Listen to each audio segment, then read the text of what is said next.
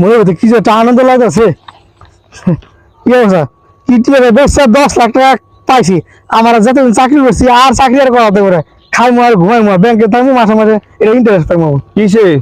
কিছুই না এটা। আরে দেখি কিডা, আর কি দেখবো কিটা? আর কি যে তুই এত খুশি কে? তোর মনে মধ্যে এত আনন্দ কি? আমার কাছে একটা কথা বলি না, আমি আমার একটা কিডনি হয়েছে বলতে 10 লাখ টাকা বিক্রি করছি। তুই বিক্রি করবি?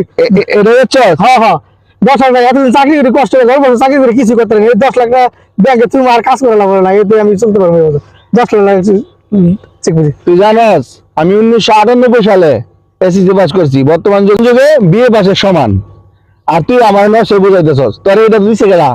দিছে আমার এক লোকে, আমার এক ভাই হেলে গেছে কিডনি বলে 10 লাখ টাকা বেশি। আমার ওই ডাক্তার আছে, মানে অল্প দিনের লেগে বলছে, মানে আমার কিডনি বেশি 10 লাখ টাকা। আচ্ছা, এটা কি জানাস? হ্যাঁ, এটা হলো কিডনি